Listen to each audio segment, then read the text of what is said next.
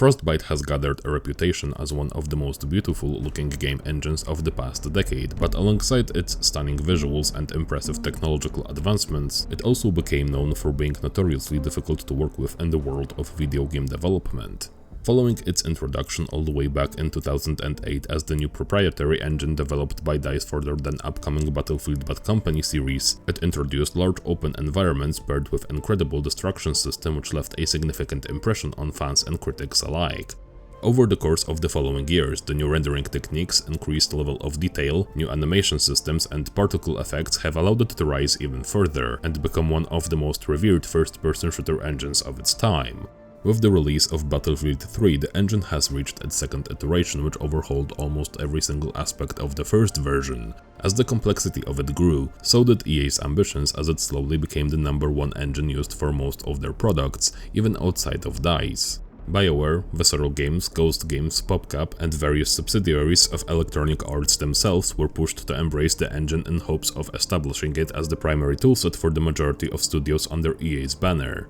With the growing need to maintain and support Frostbite, a separate studio under the name of Frostbite Labs has been formed and took lead of the development and expansion of the engine from 2016 onward. However, despite the impressive technological advancements, visual fidelity and cross-platform support, as the time went on, numerous reports from former developers have emerged and helped to shine some light onto the darker side of Frostbite. Despite the pretty cover, the engine was notoriously difficult to work with, especially outside of the first-person shooter genre, which is what it was primarily developed for. Despite that fact, various development studios were forced to operate the engine within different genres of a video game medium, which in turn required them to redesign parts of it in order to accommodate the requirements needed for such games. Extreme complexity paired with poor initial support resulted in much frustration, which in turn caused numerous delays and launch difficulties in titles such as Dragon Age Inquisition, Mass Effect Andromeda or Anthem. Even DICE themselves were not safe from the issues plaguing Frostbite, as many of the Battlefield games have launched in less than ideal state and suffered from slow rollout of content as well as technical difficulties related to the engine itself.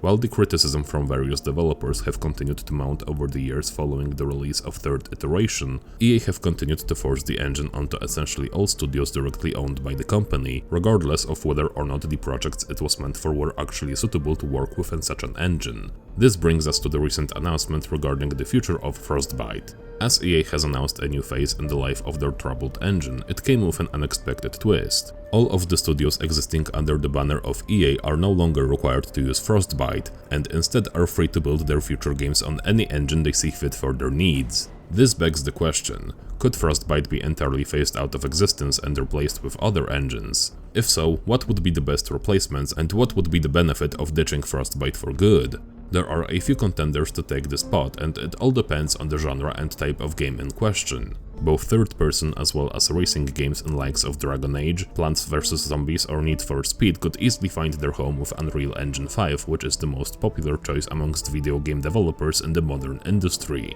However, when it comes to shooters and Battlefield specifically, I think there is another piece of software that could be a perfect substitute for DICE's original engine.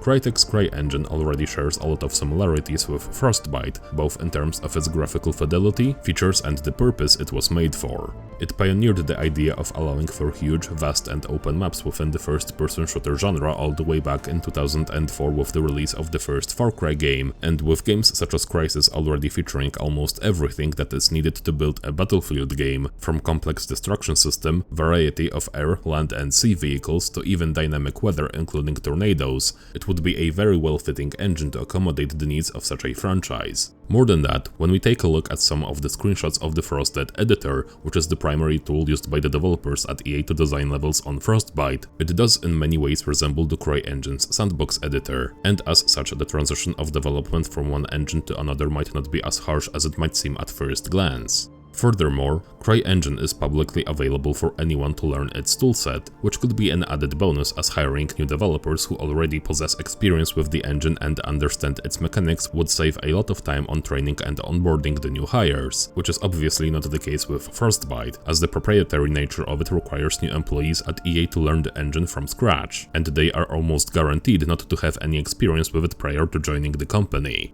To conclude, While a complete phasing out of Frostbite Engine is realistically never going to happen, it is still worth to ponder the ups and downs of potential replacements and how they would affect the outcome of development at EA's studios. While Frostbite can produce amazing results, perhaps its competitors could offer reaching the same goal with much less hassle, which could increase overall productivity of the developers. But alas, all of this is merely a hypothetical question, and time will only tell what the future will hold for Frostbite and those who are going to continue to wield it as their primary engine.